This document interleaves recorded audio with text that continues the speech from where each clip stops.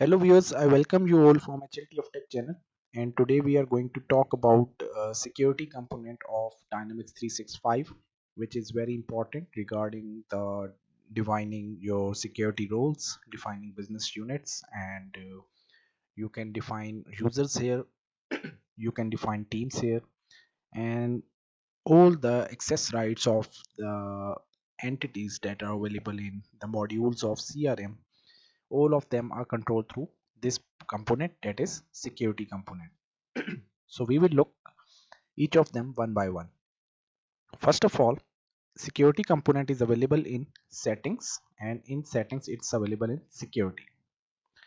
So first of all, if we talk about the security, and this is a new system, that is a default system, and no settings have yet been done by us in our previous videos. We have just installed the Dynamics 365 in our on-premise environment, and we are going to configure it slowly. But before configuring it, I'm considering that there are some beginners who are my subscribers as well as new viewers. I want to make some videos for them. After that, I will go to intermediate level, and then we will go to advanced level, in which we will define the integration of SharePoint with Dynamics CRM, which is very important for managing your documents. Similarly, we will also configure our Outlook server, in which we are going to configure the emailing as well. But right now I'm covering 3 to 4 more videos on the basic terminologies and settings, because I assume that there are some beginner level viewers who are viewing my videos. So first of all, in security component, there is a user, which is for adding new users. We can edit information about users and deactivate user records. Whenever you interact with a newly created default system of CRM, you have to create multiple users which need to interact with the system as per their given roles. So first of all, it's mandatory that you create the users. So if we go into the users module, right now only one user is created, that is the administrator. Right now I have logged into this CRM, LTF CRM, that is the business unit, and I'm logging through this user. So you can create a new user just by clicking on new. Okay, I'm going to name it as HR manager. So I want it to be like that. Title Mr. Johns is his title. Not going to define any email address because I haven't configured yet. This will be his business mobile phone number, and this will be his mobile phone. Okay, first of all I will save it to enable multiple options. So this user has been saved successfully, and now there are different posts here regarding to that user, and there are teams here. We are going to talk about teams as well in our this video. So first of all, I have just created a simple user, that is HR manager. After saving it, I'm going to go again into security, and if I go into users, here you can see that a new user has been created with the name HR manager with this title.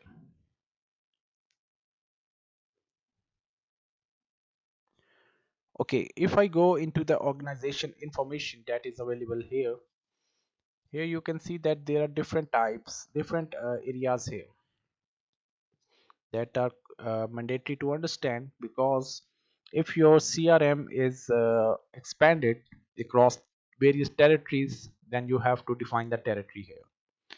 Similarly, there may be multiple sites here in which you can define that this user belongs to which site. Business units are different sub units of your CRM module.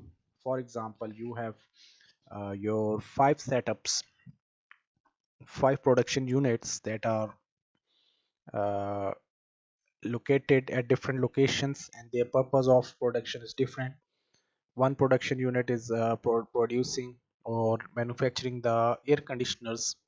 The second production unit is related to let's say uh, any other electrical appliance. For example, they are manufacturing washing machines, and the third component may be the third business unit may be producing you know irons.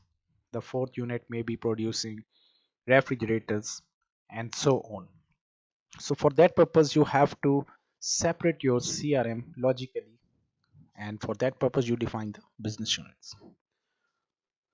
So this is the business unit, and right now there are no more managers who are the manager of this use.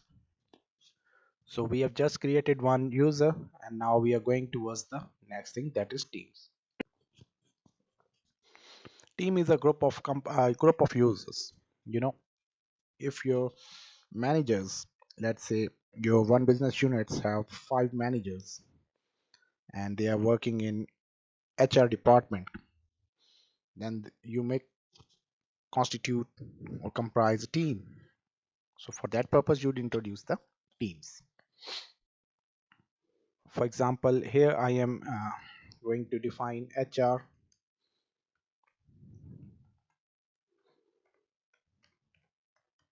managers team, and the business unit in which that team will be there is HR managers team. And let's say I'm going to make it SB19 as administrator, and team type may be honor or access team. This team will be for HR managers.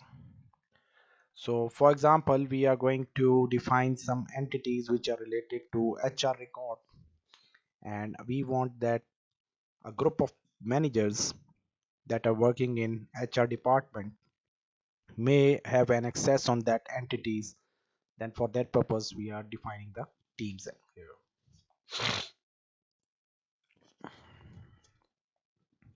So the team has been formed here, and now we are going to add the members here. For adding the members, it's just simple. You are going to go and select from the available users that we have just created. Right now I have only one user, so I have added him here, and I'm going to save it, and I'm going to close it. So I have created a team here,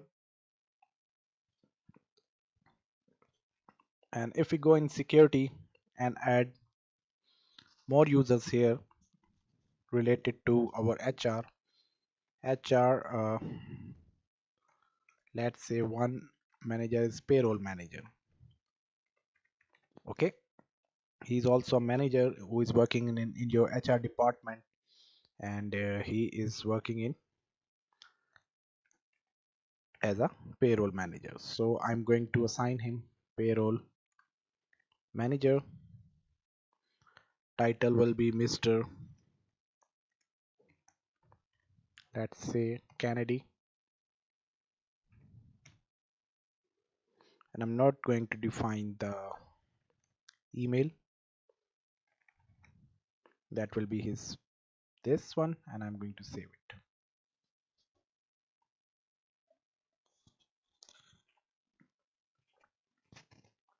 Okay, one important thing, it's giving an error due to that reason.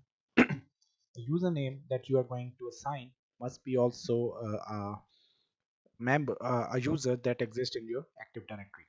So for that purpose, if I go into Active Directory, and if I go here, this was HR manager. Okay, that was fine. That's why it was created successfully. But now I have one more manager, that is HR payroll manager. For that purpose, if I go into account name, this is the account name. I have to give the exactly same account name here, HR PR manager. That means HR payroll manager. Okay, it means that fine. It has been recognized by the CRM because it exists in the Active Directory. So I'm going to save it, and a new user has been created.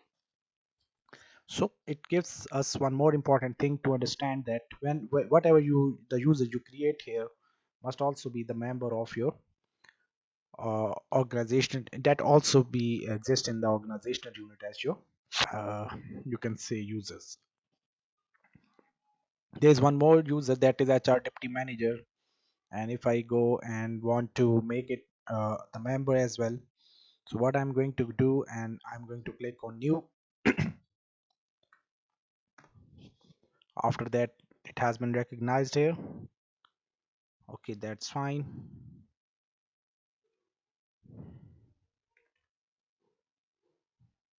After that, I'm going to name him Mr.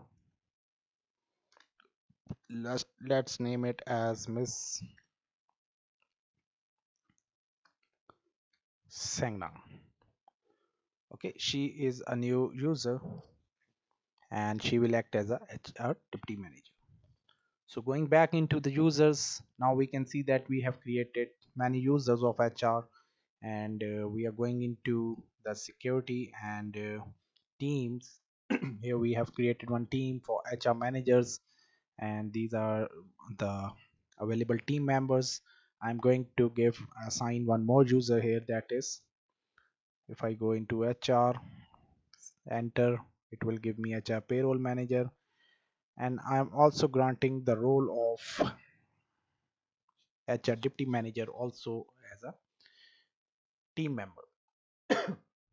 So it has been saved. Now we are going to close it, and in this way we can create the team members here. So going back into the you know we are going back into, my system is a little bit slow, I have to increase the RAM. Okay, now the next thing, if we go into the security, and we have worked on users, we have worked on teams, and now we will see about the security roles. In security roles, we can create new security roles, and we can also manage and delete existing security roles for our organization. If I go into the security roles here, there is already many roles that are assigned here that have been created here by default, and if we can click new, we can create a role name. I want to name it as custom role for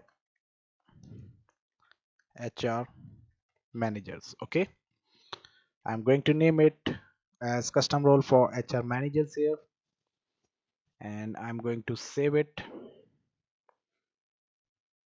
Okay, fine, it has been saved now. And if I go into the options, there are different options here. For example, if we select nothing in a circle, it will give us none selected. If we click one time, it is selected as a user. If we select two times, it is affiliated to some business units, that only the users that are affiliated with that business unit will have the record access. Similarly, parent child business units and the organization. The users of this access can access any record in the organization regardless of their business units. So these are access rights levels that you can see commonly in CRM. So if you go into the core records, we can say that they can read the entities at business unit level. They can also write on the entities at business unit levels. They can delete. Let's say we don't want to give them delete permissions. They can also assign, and they can also share. So regarding different types of entities that are available here, you can manage the permissions here. So if I go into the marketing, uh, HR has nothing to do with the marketing, so I will leave it. We are going into sales, we are going into service, we are going into business management. So in business management, they have the right to parent child business unit, they have the right to read, they have the right to we are going to restrict it till the business unit. They have the right to delete as well, and similarly other things. So you can assign various permissions as per your criteria. If I go into service management, in service management, entity is an asset that you can deploy. So we can create the entity, he can read the entity, he can write, he can delete. So customizations, we are not going to give them the customization access, and let's say we restrict it up to them. This is just a basic level. I am talking about just a basic level to give you an idea of how users are created, how they are assigned to teams, and how security roles are linked with some teams. So in this way we can create a security role. Here you can, if we go and see that, here we can see that custom level role for HR managers has been created, and if I click it, I can see various types of access here. I think it's clear up to all of you right now, so we are proceeding further. If I go into teams, and if I select this team, sorry, the team that I have just created here, HR managers team. If we go into manage roles, here we have just created a role for custom role for HR manager, so I'm going to click OK. So in this way I have assigned the role here, that is HR manager role, to that user. So in this way we have created the if I go into security, we first of all created the users, we assigned the users to sub team, then we created a security role, and we link that security role to the specific team in the CRM. So in this way you can manage you can create the roles, you can assign the roles with the team. And in our next video we are going to talk about the business units and further on regarding the security. I thank you all for watching this video.